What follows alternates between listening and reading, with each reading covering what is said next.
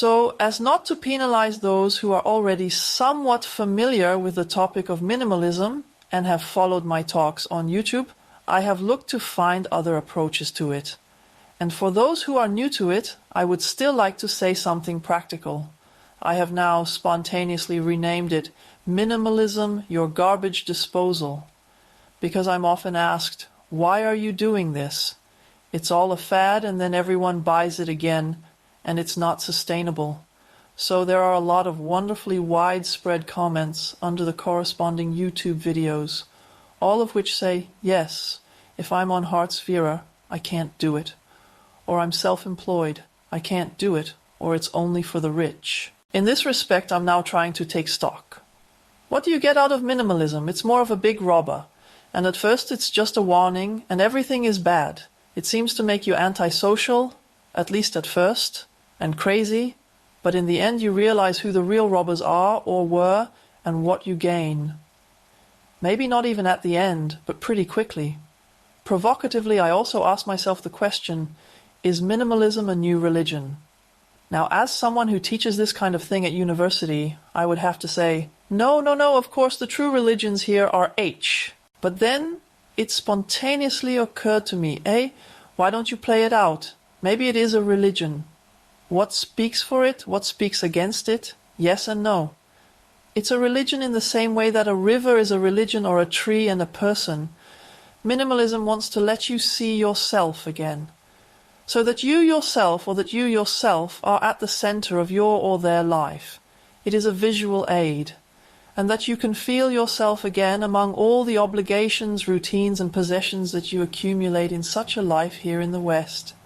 Incidentally, Hearts the Fourth recipients have also confessed to me that they also have heaps of things, just in a different price range and with full closets, because there are also stores, opportunities to buy second-hand things. So it's not that the apartment is empty. Ultimately, it's about that, because minimalism isn't something that's been stolen from the past. We can also go back to Diogenes and his tons, or ascetic movements, or Buddhist monks, or Zen Buddhists. As soon as people try to discover the essentials, they reduce first, so that something is recognizable, like excavating Troy. And some say, no, I won't do it. I don't think there's any Troy for me. There's nothing left. So the essential thing in religion is actually life itself. So one of the main statements, for example, from Jesus is, I am life, or whoever believes in me will have life in abundance, or from the Lord flow rivers of living water. Well, and if something brings us back to the center of life, why shouldn't we call it religious in a good sense? But I mean, rather tongue-in-cheek, minimalism is just like a bumblebee. If it pinches us and we move, it shows that there's still life there, or like a mosquito that has bitten us. And then we recognize the difference again. Oh, I still have that part of my body. I'm not so dead yet, and there's still something itching. In this respect, you can wink again, formulate minimalism, or do more than perhaps going to church for years.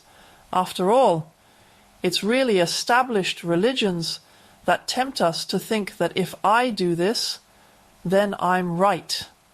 And then these things would be an end in themselves. That has always been a thing of the reformers, that they destroy the form, the structure, because it has actually formed a wall in front of the real thing. We can't get any further there. In this respect, perhaps a self-experiment in minimalism might be an alternative attempt at a small neo-religion. In any case, a real religion, if it works, serves liberation from my very subjective point of view. Liberation always has something to do with loss. So something goes over the wall or overboard, however you want to put it from a geographical point of view. You become free of illusions and lies when a religion works, and also with minimalism. You become free of baggage. You become free of what makes you ill and makes you die too quickly. Stress, hopelessness, disorientation, meaninglessness, depression are also part of it. If a living religion or minimalism works for you, you gain tremendous vitality and wakefulness. Wakefulness is the Christian word for mindfulness in the New Testament. Instead of doing something routinely and automatically or according to social expectations or obligations, it is simply being awake to the moment as it presents itself and not acting out of routine. The opposite of being awake is being a bit sleepy, snoring away, and I had to laugh at myself when I saw myself down here in the foyer. I then tried to print out the text from the computer here because I'm not really a text person, and to shorten the time I switched to routine, and then I ran a bit through the foyer into the corner, and then stared down there at the Höchstsaal, I think that's where the closed doors are, and thought, how is today cancelled? But I wondered why all those people were standing there on the right. So that's the opposite of being awake for the moment. I switched to routine as a shortcut, and I was so wrong. And then I was almost indignant, like, why am I right? I've been here for years, and it's always been down here. But when I woke up, I thought, wow, everything here in pink just for me, it's so lovingly decorated. So that's what I mean if, for example, going to church turns into a routine, becomes rather soporific instead of like mocha, then maybe try something else, like a yantra nail mat or something. So that's what I mean by being awake. To also get this mindfulness out of this kind of dullness, let's turn over a sandwich or something. You gain a sense of the whole, a lot of connections that you were previously cut off from. Wow, I can feel my body again. Wow, I can hear the blackbirds singing again, or I have legs again. Have fun again somehow, and good ideas, and you gain the knowledge of the truth, and you say such a fat word. The Russians even have 2 words, izvezia and pravda. You can philosophize about it. So let's rather say knowledge of what life means to you. On the other hand, you could also say that minimalism could become a dead religion if it is declared an end in itself. And I'll start with tips like yours on how to kill minimalism from the outset. So, if you try to gain a holy appearance or status through minimalism, you kill it off, but you can gain a huge reputation in this society. What's life for? Status is more important. So, concentrate on the method, on the path. So I'll start by giving you a few tips on minimalism to gain a holy reputation. Tip 1. Become at least, and above all, surpass. Dave Bruno. He has become really famous. He is such a great saint in the more recent history of minimalism. He managed to get by with just 100 things for a year. That includes his apartment, car, wardrobe, and knives. Just 100 things. You don't necessarily have to get rid of them straight away. You can put them in boxes or give them away. If you want to try it, you can also divide it up like this. In the kitchen, only 10 things. In the bathroom, only 10 things. In the bedroom, only 10 things. At the workplace, well, it will be difficult to dispose of all the files, and then you have to dispose of the space itself. So, the tip, if you want to read it, is the 100 Things Challenge. Maybe the book. I don't know if it's available in German. In any case, he became a superstar with the experiment, documented directly in the book, and featured on TV shows before and overnight. So try to acquire a holy light with minimalism. Go into competition, become better, do it even better. For example, in Royo's words, live with 0.1 things for 101 years. Put yourself under a lot of pressure, turn minimalism into a competition, and then bask in your successes. Tip 2. Minimalism for the sake of appearances. Make it a fashion. Because you are surrounded by minimalist friends, let yourself be put under pressure that you are not living sustainably, that you are an eco-pig, that you are politically incorrect because you own 3 iPhones and 2 MacBooks, for example. So, just do it without rhyme or reason. It doesn't bother you, but you want to be part of it. There are some really funny guides for that too. For a year, I live with just white furniture or something. And in the end, yes, you buy all that stuff again to increase the gross national product, which is always good for the economy. As an ex-Aussie, I have to learn that first. This is a society of scarcity. But a friend of mine is a professor of economics, and she thinks that's really good. And she always says that even a traffic accident, even if there are fatalities, still increases the gross national product.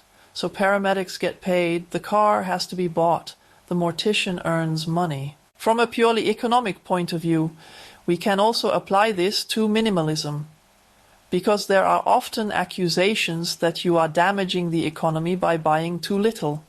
No, in this respect here with tip 2, Halo. You can make it look really chic in your home, like in an architecture magazine. You can even buy new things to make your home look even more chic and minimalist. Tip 3, minimalism as a halo. Yes, that's right. Stylize yourself in poverty. Rummage through garbage cans, for example, Edeka, Aldi or something like that. Some of them are chained shut. As a guide, you can read Mark's book. I think it's written like the Deutschmark, Boyle, B-O-Y-L-E, Mark Boyle, The Man Without Money. I actually found him almost sacred before I started my experiments. He studied business administration, was born in Ireland, and saw the movie Gandhi.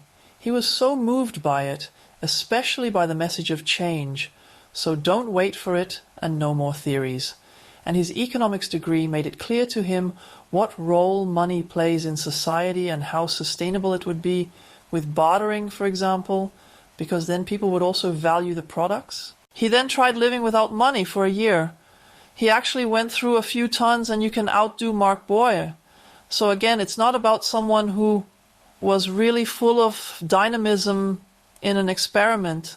It's a kind of liveliness that has really understood something from a business perspective and says, I only want to do it for a year. It's crazy. I'll post what comes out of it. And because it was a lively self-experiment, in the end, the free economy movement emerged, so that people also exchanged services with each other, bartering rings. But if you take this as a dead model again in order to compete with it, I can at least do it too. You can imitate it. In other words, make an ideal of poverty out of it. With me, you might notice that I'm not so fetishistic when it comes to clothes. That's where the ex-Aussie comes through a bit. And the fact that I can use multifunctional trousers in the bouldering hall means that I don't have to wear extra lecture trousers. But when it comes to bikes, I'm an absolute bike freak. So to be honest, they're not necessarily branded products, but it helps not to have a guilty conscience. I have 2 MacBooks or 3 iPhones. So for me, it's actually always second-hand phones, like an old Samsung on Amazon or eBay, because they actually last a long time in my house. Even if I stick some armored glass over them, it prolongs the lifespan because they're suffering a lot in my house. Then I think that's too bad. But when it comes to bikes, you don't see them on eBay all the time. It's one of my favorite models, almost like 1990s bikes, still without disc brakes. So I could already give a minimalist description of it. You can see my old bike. But because I'm a Berliner in Kiel and there are no buses or subway, I've added an e-bike, I have to admit. I'm a bit embarrassed because I ride longer distances and don't know them that well, so I even bought a Garmin for it. Along the lines of, when people take me hiking in the Alps, it works there too. So it's meant to be functional. It's not like, there must be absolutely nothing new. Now I'm also a fan of sea kayaks, and I'm a bit touched by the fact that they're stored on top of each other in the boathouse, like shelves, and the guy above me is a freak and his kayaks cost well over 4,000 euros. Slim kayaks, and when I push my sea kayak down there in my female position, which is stored right on the floor. I'm very happy about that, yes. It's a Polish brand, almost no name, but I love it, so it's a nice color. So, what I'm trying to say is that the brand doesn't necessarily count. I just enjoy the things I own and they're functional. And the old Philistine in me also thinks, you're so often, you could afford it, and you're always on YouTube. And it's exciting to observe my thoughts. Do you really feel so shit that you need that now? Well, he paddles much better, and if I paddled worse, I would at least look better in such an expensive boat. Mine are all men, but you're a woman here. That might be enough. So, these are also minimalist considerations. We observe our own thoughts. Tips 4. With minimalism, so to make nonsense out of it for the purpose of a halo, I hate money. So money is evil, then you can combine it with communist ideals or left-wing ideals like Berliners in Kreuzberg who drive high-end cars and give them a scratch. Again, the range of lived minimalism is so broad, there are heaps of minimalists who throw away or donate a lot precisely because of this lifestyle. Finally, finding out who they are, what they can really do. Suddenly they have talents, and when you no longer sell and bend yourself, but simply stand by who you are and what you can do. That's the main recipe for success. So, in that respect, unfortunately, money comes in again, and there are, for example, different lifestyles. You can stay in the middle of the culture, but you can also live in a tiny house or live in a coconut hut in Thailand or do something handcrafted or export. I've seen a lot of stories of people who weren't happy in society but then lived exactly the life that suited them even without digging through garbagey cans, and then they were also economically successful. Or maybe that's a bit extreme, but for people in the IT business or who market online courses, they can also live, work, and vacation in the most beautiful places in the world. As a digital man, they are no longer, as you might say, socially integrated. Some people get a feeling of suffocation and have a large circle of international friends again. So that's the spectrum when you have the cliché of minimalism.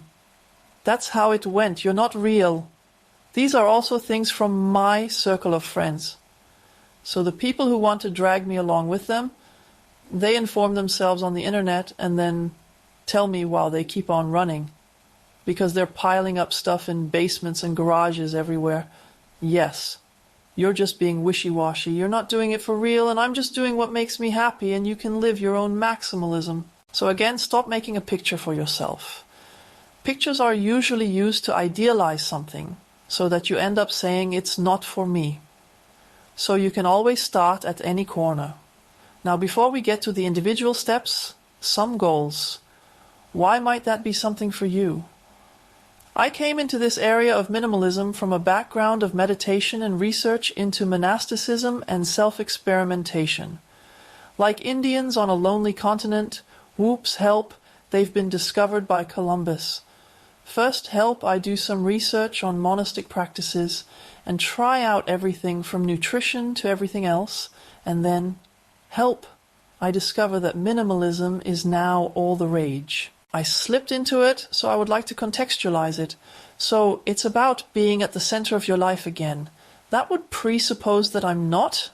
In the GDR, there was always a joke, there was a political slogan. With us, people are always at the center, and the second part of the sentence was, and that's why he's always in the way. Yes. Now you're so at the center of your life that you might actually be standing in the way of others. The first step, so we don't need a fixed methodology to begin with, starts with the honest question, what really makes me happy? And it's not a question of my head.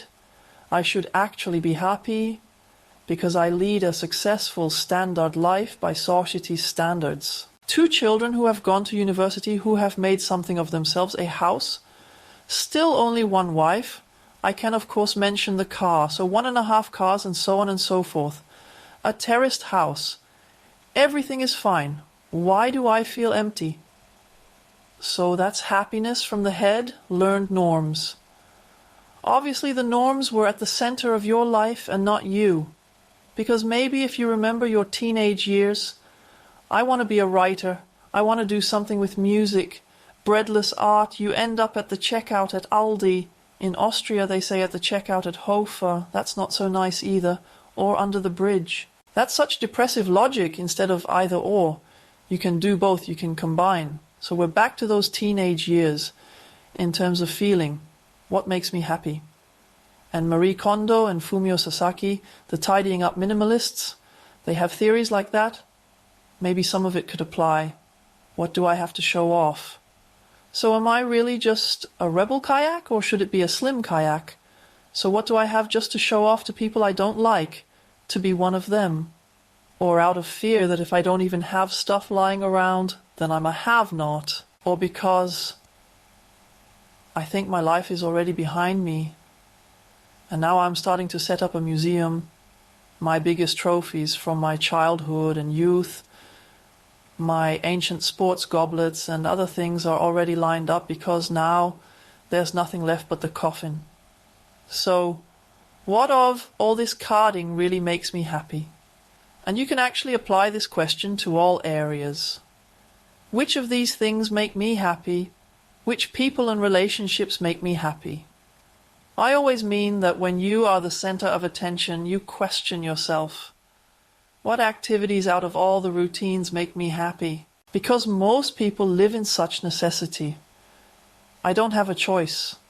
When I get home, I have to. That's not true. You can do it as an exercise to clear your head. Ask yourself the question every 10 seconds. And what do I choose now? And what do I choose now? How often could I make a wrong decision and then have to face the consequences? Who told you that you have to bear the consequences? If it doesn't work, there are none. If you choose, there would be no right and wrong. There isn't. There are only things that don't work well or try out. No, that works better. Then you get back into that psychologist's, childlike, exploratory attitude. You can try things out again. Instead of, ugh, or listen to me, I told you right away. That's right. Many have even forgotten how to do it. Because of all the obedience, being good, listening. How do I make a decision that is good for me? So, as a relaxation exercise to get out of all the pseudo-necessities. And what do I choose now? What do I choose now? What do I want now? Many people have never been asked this question. And I admit that when it comes to the question, what makes me happy? I also tried a lot of things first and said to myself, yes, that might make me happy. But I often find it very exhausting. That wouldn't be my lifestyle. So these are social cliches. Now I can go anywhere, go on vacation all the time. I'm also a bit of a restaurant here, with a mini seminar group in Tenerife. That was an idea of relaxation. What did I get there? The beginning of the flu. First of all, I wanted to swim in the Atlantic, as an Aussie. I've always refused to fly for ecological reasons. And now I've been told by, well, some people know him, Sankt Eki, the Eki Gator, the sea kayaking instructor, and he gave me an insider tip when I asked him where I could go sea kayaking and swimming over Christmas and New Year. I also believed Atlantic Tenerife. I never believe an expert, do your own research. First of all, he was too lazy to do the research. It was just a thought. Yes, he had already been there for 2 years and liked it. That was all his research. But he didn't go sea kayaking either. But he forgot about that. He's about 65. And so in his transfiguration, so I tried to jump into the Atlantic. He's a trained lifeguard. He then said from the shore that all he could see in the wave were arms and legs swirling around, and tried to find out what my strategy was. Technical professions would really suit him. I don't think the care sector would. Luckily, the wave pushed me onto the shore at some point, and I ended up pulverizing loads of black lava. So it was a black beach anyway, for such an Aussie. Even the map was still marked in white, so I said to Eki, it can't be true. It looks even worse than North Sea mud. So I found out that the hotel pool is the best, because it's very small, so I was able to practice turning. And with kayaking, it turned out that there were also tourist boats. If you drive 150 kilometers by car on the highway, and then you have to get up at the hotel around 6:30 a.m. to see dolphins at a fish farm after 15 minutes of paddling. And then you're sitting with the dolphins at a fish farm. Yes, that's what I mean again. There are ideas of happiness. Wow. Yes, Christmas, Amandant, ever in the sun with Tenerife. That's one idea, what I'm getting at. Again, not to tease poor Eki, but this is just the latest example. I had an idea, and the other is perception. How is that for me? All this huge effort to then drift back and forth in a hotel pool bowl like a goldfish, Christmas in the sun, yes, far too much. I had green smoothies. I had eaten far too many oranges. That then got on my stomach again. But then I ate my fill of papaya, and I'm not used to so much sugar. So the idea was back. Oh, paradise, tropical fruit, and so free. Well, my body had a different reality again. And so again, that's what I mean by that. It really involves practical trial and error, and also shattering all ideas. And that brings us to the essentials. It really is trial and error. When you make mistakes, so to speak, in quotation marks, we realize that it's not quite right for me, or it doesn't work very well for me, or perhaps for others.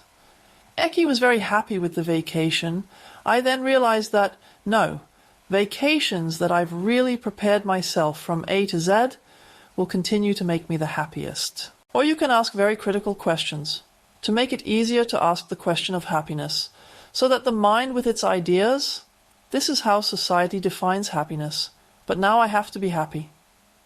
Is there a trick that allows you to ask yourself from the outset, does it make me big, wide, and light? And then there are sensitive people who can do a kind of family constellation with themselves. We really are a vast field of information. We really do have heaps of invisible feelings, and then you can concentrate on the place with your heart, with your feelings, so to speak, or even how the end of the vacation will have felt without the head needing a lot of information. So that can give you the experience that something is difficult and tight for me. So that's what intuition means. It's not a miracle animal either, but intuition is simply the comprehensive perception that we have, but which we block out in favor of ideas, ideals, norms, and expectations. So it's a pretty precise, minimalist way of dealing with decisions. And this instrument, what makes me feel big, wide, and light about the things I have? And Marie Kondo says, put everything in a pile like this, sorted like this, not by room. There are lots of minimalist books that say you want to organize everything by room, for heaven's sake. There are so many leftovers. Instead, they say all electrical appliances and, what else do I mean, all chargers, all batteries, and so on, all in one pile for a start. All, I don't know, garden tools or all blouses, all in one pile. And then spontaneously pick out your favorite piece, so that the decision doesn't come from your head, quite spontaneously. In preparation for tonight's talk, I also got the question, what about books? Books is another one of those ideas that we don't really buy into. So I also thought that I could never throw away the books, but above all, as an ex-Aussie, I had heaps of West German books. So what kind of work it was for me as an East German theology student, GRG, a cleaning company in West Berlin, I was really there with my, what was it, a kind of provisional visa or something, at a border crossing, and early at 5 a.m. and then cleaning in the Kempinski Hotel and stuff like that. So I was the lowest being in the cleaning hierarchy. Not that you think all foreigners are lovely, no. I don't know exactly what the hierarchy was, whether it was the Yugoslavian woman at the top, then the Polish woman, and then the Turkish woman. Or at least I, as an Aussie, was at the bottom and wasn't even allowed to sit at a breakfast table with them. Then I only ever got the dirtiest areas, so swimming pool and buffet with salmon trodden into the fine carpet and all that. But then I was able to work on my own, and I finished very quickly and then spent the rest of the cleaning time lying on some upholstery material from some polishing machines. So we had formed a little camp in the chamber, and I could finally sleep. But among those things, I bought a paperback of Colli Montanari's Nietzsche Complete Edition and things like that. You could say that I didn't sacrifice anything for that. Those are such values. Or for the edition of Heidegger, Being and Time, I designed and wrote a homiletic term paper for someone so that I could swap the book for it as a ghostwriter, so that the person could have nice parties. And the censorship wasn't quite so good. I was too intellectual to be literary. But that's not something that was thrown at me, especially with books, as someone who was only really supported by mini scholarships and my parents, who worked so hard and still said goodbye to Kali Montinari and also to Heidegger, sane on site with her deceased fellow student, who also liked her sketches in the margins the most. I could have archived them for a lifetime now. Somehow commemorating the late Heike, well gone. What do I get out of it? Free space. So infinite free space. I've also been following Marie Kondo's approach to books. What makes me big, wide and light? And I had honestly also touched this edition. I admit that the state still remains from Plato in the Schleiermacher translation. And apart from that, what was left? A beetle identification book and a plant identification book, a nature guide from my youth. I can hold that up and down with it. But what does a ground beetle eat? It's a garden ground beetle. You could feed it earthworms and things like that. How do I keep a garden toad and that sort of thing, even though it's a protected species, so Robber Hotzenplotz? So I was a bit horrified at my taste. I have standards. I'm wild. Unfortunately, the German and Russian translations also went down the drain, even though they were given to me by a very, very dear friend.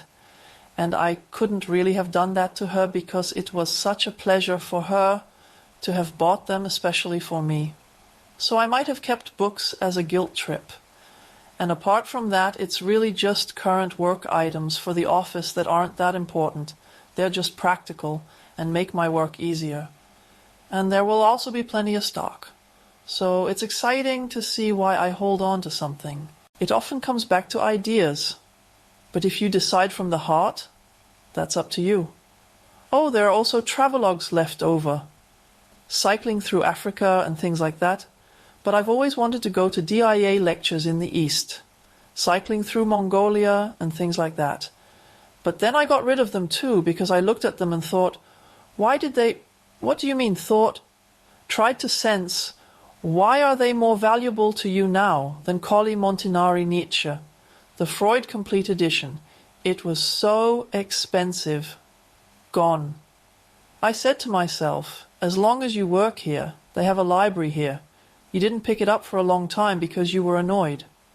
On top of that. But these 700 pointless hours for me. I want to go to Beatles and Hotzenplotz now.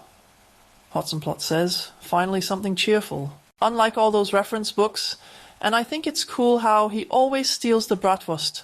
The Wizard of March is a Russian copy of Wizard of Osan.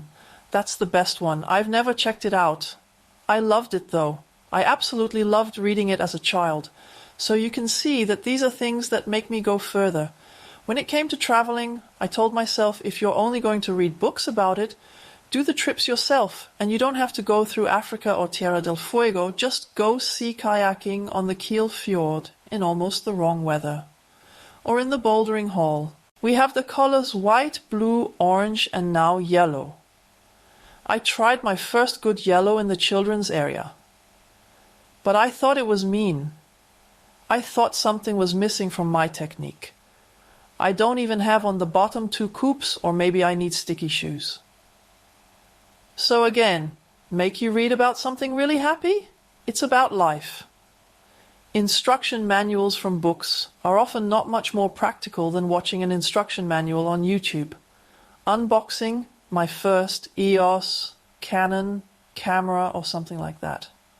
That's where you really get the tips on where to press, instead of which button is meant in poorly translated Chinese, according to the instruction manual. So it's about feeling and not about ideas of what I need to have. That's why these rather detailed examples. And it's also not about happiness. That can really, really vary. One person might find that knitting makes them happy, but you have to subscribe to a whole magazine and flick through it. Then you hardly ever get around to knitting. And then there's a whole trend. Maybe I've got the wrong wool, or I need a new needle, which I hadn't even realized. So again, there is no need. Now you would say there is a need. To clean and wash up after all. I don't like doing that. I don't like tidying up either. If I had the choice, you could own less and be done with tidying up quickly. You could own less and be done with washing up quickly. I've been a dishwashing freak ever since. So there's nothing dirty lying around anymore. And I have time for the things that are important to me. The others are perhaps happy to be able to pick up their entire Rosenthal service every time and then wash up carefully. So minimalism leads you to a unique life. You don't conform to any more ideas. Most of the ideas you have about yourself and about life come from others. You don't even have to have a lot or be brilliant to be unique, but you will realize that the less you conform to general ideas, the more unique you are. But who are you then? You are a living river, and you almost have to look from minute to minute. What do I choose now, and what is right for me now? Yes, then you are not predictable. Oh, that's an interesting view. Is my life about being predictable? And the monks also say, live without praise and blame, so these first Christian hukus. We are brought back on track incredibly quickly, on the right track, so to speak, faithful or as a rail vehicle in which we are criticized or praised.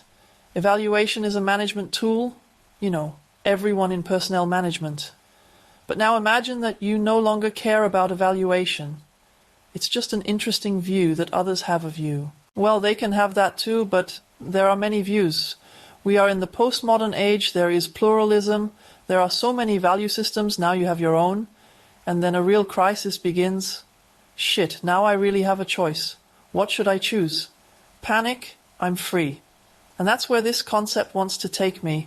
I'll use a former minimalist who knows how it's pronounced now. Toro, it sounds so French. Henry, David, who knows?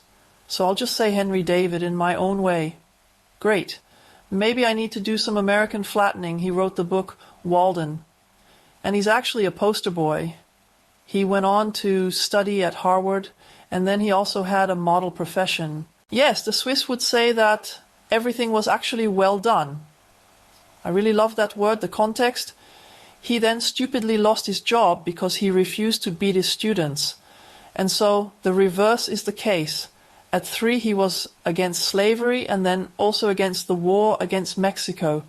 And so we see zeitgeist. So he deserves censure.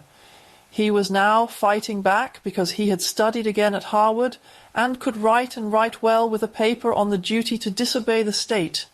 My goodness. That kind of thing should be punished. That kind of thing belongs in prison. In 1849, that also earned him prison time. And now you could say, that's it, boy. It's your own fault. So if we were the parents too hair-raising, it's just as hair-raising as Francis of Assisi. His parents were men of the cloth, a miniature town. You can always call it a village. You can't avoid it. The best you can do is go to the other side of the street, and only out of punk-like protest against his rich parents does he now swap his noble funmel for stinking beggar's rags. That's disgusting. Nothing can come of it. So now this Thoreau lives for 2 years in the woods of Massachusetts by a lake. It's called Walden Pond, and Daniel is also the name Walden. He wrote a book about it in 1854, and it became a cult book for alternative living. Now I'm only interested in the content, another version of being a minimalist. So you see, you can also just take a year off or go camping or trekking somewhere.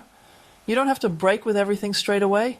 It's just about regaining a certain feeling for life and then seeing how I can hold on to it so that it can no longer be taken away from me. So he writes about the time I moved into the forest because I had the desire to live with reflection, to get closer to the actual real life, to see if I could learn what it had to teach me, namely life, so that when it came to dying I wouldn't have to realize that I hadn't lived. Now you can say, oh, back to the subject of books. A Harvard boy doesn't study at Harvard but wants to be taught by life. What else is there beyond Harvard? That's the danger of books. Books are knowledge and wisdom comes from perception. That's always the thing. At school we are told that life is about concepts, ideas, points of view that can be argued and countered and talk shows. Nope. The essential thing in life is perception. When we're stuck in so many routines and busy with so much, when on every shelf, it's not the price range here, where there are whole collections of eggs, but sometimes you also have, Swarovski-like collections of eggs with all the figurines together in the display case or something. There are visual shockers and eye-catchers everywhere, and then there's an oil ham and a Chinese-style vase or something. It all demands attention and care, and then you're a museum keeper. So owning things doesn't make you happy, it's also quite a burden. So now he lives in the forest camping, and also thinks he can learn something from the forest. Yes, that's a good start. So having concepts is the essential thing, namely life, that you don't learn from books. And a Zen master once said that in the past, lessons really served to get to grips with life, and now it's simply a preparation for vocational training. Vocational training is perhaps a bit different from life. So I didn't want to live what wasn't life. Life is so precious. Nor did I want to practice renunciation, unless it became unavoidable. So, again, not poverty or asceticism as a concept. I wanted to live deeply. Everything may say life. So hard. I could also live Spartanly, so that everything that wasn't life was put to flight. So regardless of the forest, there are many ways to get back to these basics. Actually, every one of them had that as a child, and it was considered wrong. It would be such an exercise, this reduction, if they tried to cover 30 meters, or 40, 50 meters, but no more, within an hour. So don't get there so quickly, because now it's about not functioning. That's how many people see life, the path of life. It's symbolic of getting from A to B as efficiently as possible. Solving problems. If your attention is focused on solving problems, then you get more out of it. And then you get praised for it and are suddenly the great problem solver. You always have to get from A to B as quickly as possible. And you wonder, where is life? If you really have to spend an hour on this route, what happens then? You suddenly become aware of things. You hear birds singing. You become aware of your own thoughts. You realize how funny others are looking at you. You can go backwards. You get strange ideas, or stand on one leg for a while. You don't have to move. Now I have to decide for myself what to do, and for how long. That's something like the path of life. Life is simply not about getting from A to B quickly. My kitchen window is very nice there in Kiel, almost at ground level. I chop my vegetables there for my vegetable juice. Then I can look out of the window, and then these little decorations from an elementary school arrive next to it. Some of them are really bent over. It's going to be something good. The parents can be proud. And then there's a so-called junk shop. When it rains, they don't move from A to B quickly. But you have a concept, you get wet. They probably realize that too. They find it much more interesting. The road is a bit sloping. Sometimes it's just right. Now you can do experiments, flow patterns. You can jam a foot in there or let it swim. They are aware of it. For them, the way to school is not yet a way to school that has to be covered as quickly and efficiently as possible. Their parents will say, "You've been dawdling again. What took you so long again?" And that's what I mean. This dawdler who is prepared to take in everything that is happening at the moment, that's living first. Then you can perhaps voluntarily decide to be functional quickly. Deutsche Bahn has played another trick. The feeder train from Kiel to Hamburg didn't run at all. Other things didn't run either. I was already focused on efficiency. But then I spent as much time as possible on my own thoughts and what I liked. Actually, we just have to let go of a lot of cultural baggage. That's actually another spiritual aspect of minimalism. As I said, it can also simply be used as a fashion. There's a book I really like. I think his first name is Kono Sawaki. He's a Zen master who only died in 1965. He was a tramp before that. I'm not a Zen specialist. I'll just give you a few quotes from him. Someone who says we're not even lazy. That would be another goal. We haven't done anything yet and we're not sitting down. That would be activity. We're just sitting, just like Loriot. I'm sitting. What are you doing? I'm sitting. Why don't you do something sensible? Shall I bring you the newspaper? So for me, Loriot is actually the Zen master in the sketch. And I sit from such a basic posture. I perceive my thoughts. For example, Konosawaki says we develop strange habits. The powerful ones and also the empty and intellectual ones that are in the service of power. We try to teach ourselves these peculiarities by all means. They confuse us and tie us up in the most complicated ways. Religion must untie this knot.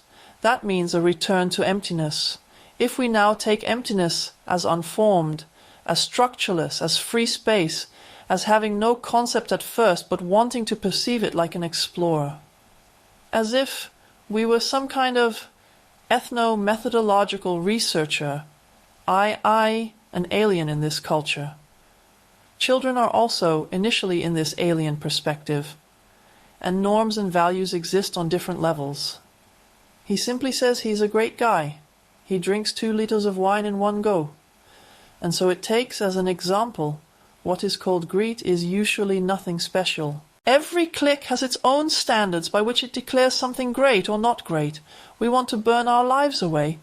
And then he has such evil views that originally you are good the way you are, but you're slipping in the wrong direction because you're following the wrong role models. And for him, these are possible empty nests, intellectuals who simply don't understand anything about life. Instead, they want people who have a good professional education. Survival, says Sawaki, among human activities, the most important are those that cannot be repeated a second time. You can leave repetition to the robots. There is no template for life. Anyone who tries to live life according to a template is a failure. There are no tracks on the path of the bird. This distinguishes it from the path of a steam locomotive that runs on rails, or the path of an ox. Don't we live life from moment to moment? Why do you try to analyze and systematize life in order to end up understanding it in a drawer? The sad thing about people is that they don't dare to take a step out of their habits. A bungler does everything by the book.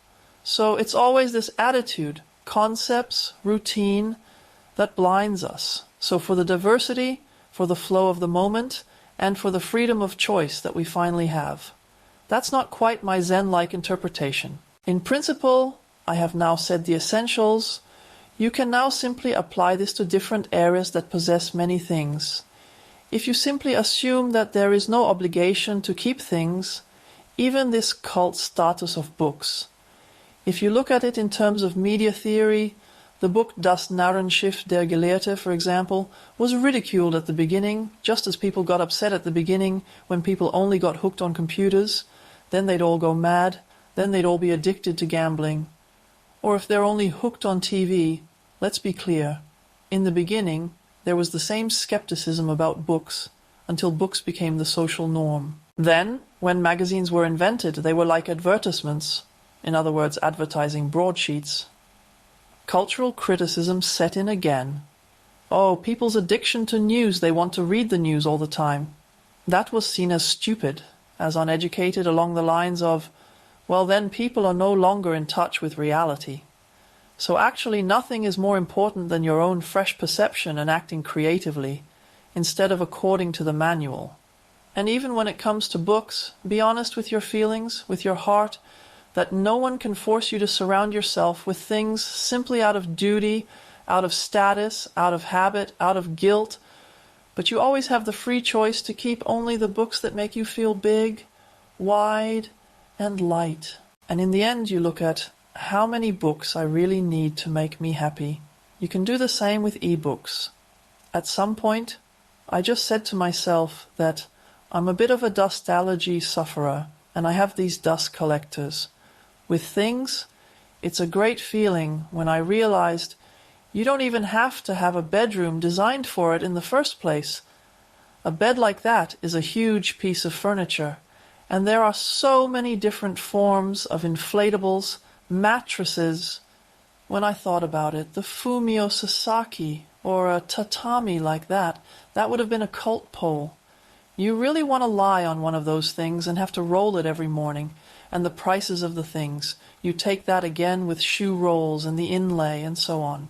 I said to myself, you've got so many inflatable camping mattresses, Thermarest and other things, so I'll try them out.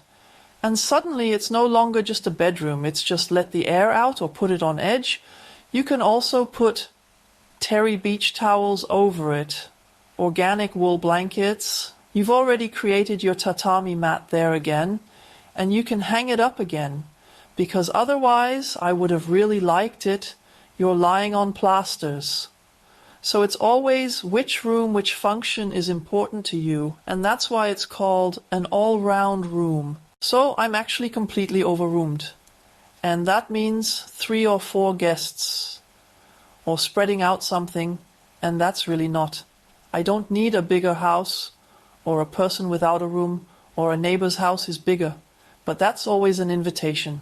A free room like that alone, yes, you're free, your life is free. And on top of that, I've found out that I like being outside the most anyway, so that's with possessions. So the decluttering. Decluttering I've already described in other videos on YouTube. Here are the book thing here again. The other area is habits, routine. You have to... So what activities? There are also basic feelings. Yes, if I didn't have to work, I would be happy. Maybe that's a view. I need a vacation or something. And it helps me a lot. That's a point I want to make today as a punchline. Decluttering thoughts, throwing away concepts, that's currently my topic that I've been looking at. Who just tells you, because you have to work, or because you have to go to work, you have to be in a bad mood? Yes, then I'm externally determined. And anyway, and since this modularized system, I'm no longer free here or anything like that. Or the students of today. And then I always look at my thoughts and think, you're getting old. That's just the concept.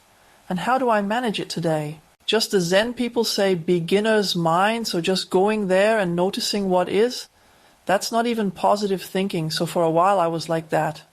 But I said to them, go in there with a nice feeling or something. Now I'm really like an attitude of open expansiveness. And then I use it as a tool. So I'm usually in this Jesus prayer anyway. I perceive patterns through it, but perceiving patterns, well, keep a distance from it. But it still continues, because then I don't go, yes, it's really bad weather today, or alone that I already have to get on my bike and get wet just to earn money. But now I could also say, so I could submit to it, I could go into conflict with it. But instead I say, interesting view, so to my own thought. And that's such a neutralizer. I would go into the center with it, not into submission, but not into resistance. So I don't give it any significance. It's like pricking a balloon. And I say that about 5 times in a row to this same stupid thought. Thoughts are currently the thing where I say they're the biggest cages. Self-concepts, external concepts. And the stupid thing was, I even found it funny at work. I had other conversations. I was in a different state of openness. I gave compliments. So my colleagues must have been partly in shock. I was the last of the veterans. As a Berliner in Kiel, that's actually Humboldt University, where you spend your whole life until you retire. I'm such a meaningless institution. I hear institution, you can have other expectations. Think in terms of status. And I realize, so if you pay attention, on the outside, not so much has to change. It's just concepts. They build us a cage. And another area is the many obligations. Yes, I have to save everyone now with minimalism and with praying to Jesus and with mysticism. And there are also so many trips. I was so happy that my Zurich seminar was cancelled in January. Maybe it's also a bit inwardly manufactured. So I always said to myself, hopefully not so many others will sign up. Hopefully it will be cancelled. Today on the train I deleted all the Zurich seminars and then said to myself, yes, you have a choice. If you could choose, what would you choose? We didn't have to travel anymore. Don't you like the seminars? Yes, I do. But people should come to me in Kiel. But they don't do that. What am I doing? It's exciting all the time. It's a lot. It scares me because do online seminars? Yes, but the technology, so always this year. But even if it doesn't work, I'll watch it like this, then I'll say that. That would be an interesting view. What if the online seminars work? Then they're live. So far I thought, yes, that's a dead course for everyone. With your film technique, with your didactics, what's it going to be? So there's not even a commitment to that. But when I realize something doesn't work for me anymore, it's in flux, and then I look for a new form that's better, that's all. Then many minimalists write, I'm just quoting, also in the area of relationships, partners. So if you realize that a person like that is somehow someone who is constantly pulling you in somehow, and where you very much don't want to have anything else aligned, there's no need to keep people in your network. If you're honest, it's not your fault at all. It's your own interest. You have an excuse for it, to continue neglecting yourself, that everything is the same as it was in your family of origin. You always suffer because of others, and others are always the break. That you can't develop. I have to take care of myself too. Unfortunately, things are getting worse now. Or, I know everything. Unfortunately, I hardly earn any money because my dog has a bad hip dysplasia, and that's why I've been unemployed for years. Yes, interesting choice. So in that respect, minimalism in the relationship area too, because time wasters, yes, I have to be informed. With television or the internet, my YouTube videos, again, unseen, all right? Because they have to be clear. They all have to live so that I become a happy person. So calling themselves up is a nice feeling for everyone. And they don't want to make me sad. That's not possible. So please try to live in such a way that I praise them. That's how it is for me. Of course, I don't mean it all that seriously. But that's how you get people. And if instead I could just say that life isn't about right and wrong at all, and not at all about praise and blame, these are simply instruments of control, which are different in every culture. So, depending on the social order, it's always the others sitting behind guitars. And yesterday, a student gave a lecture on political Zen, and he was surprised that in the time of nationalism, political Zen was nationalistic, and now in the time of often left-liberal movements, political Zen is left-liberal. And I said to myself, what's surprising about that? So that would be rather exciting if Zen people would ask the constructivist question again. So it's not about right and wrong. It's not about politically correct and incorrect. It's not about good and evil. I'll go that far, but it's simply about being awake to the abundance that is currently on offer in order to throw concepts overboard. And the biggest prison, and this is actually also the spiritual approach, are your own so-called thoughts.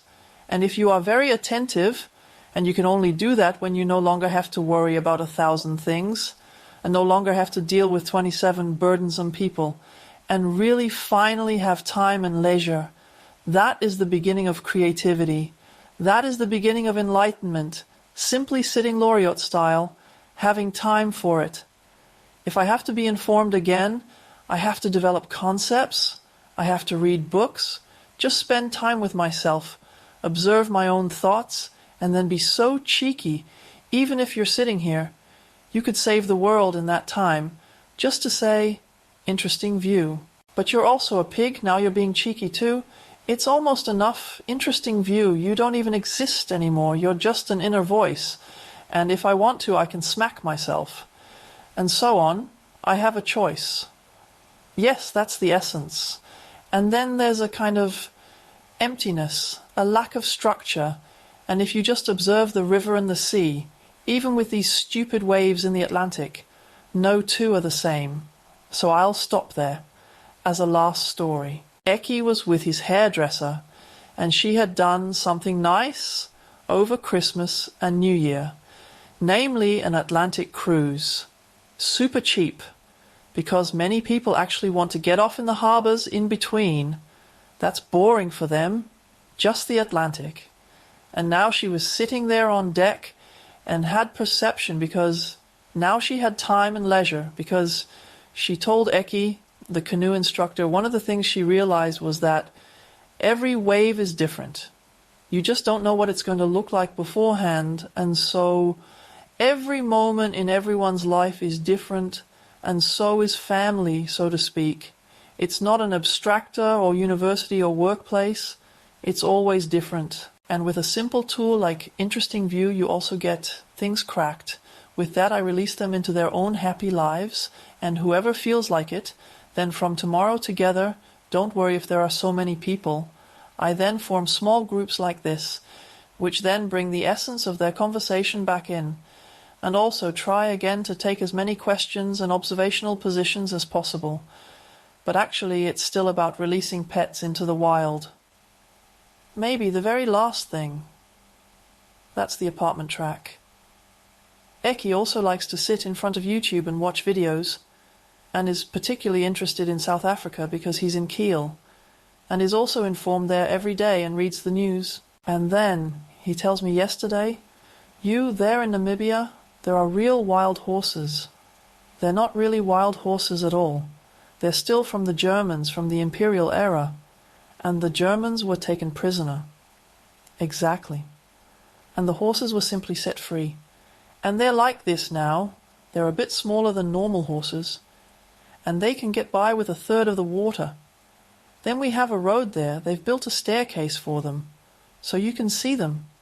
And how the foals jump around. They're really muscular.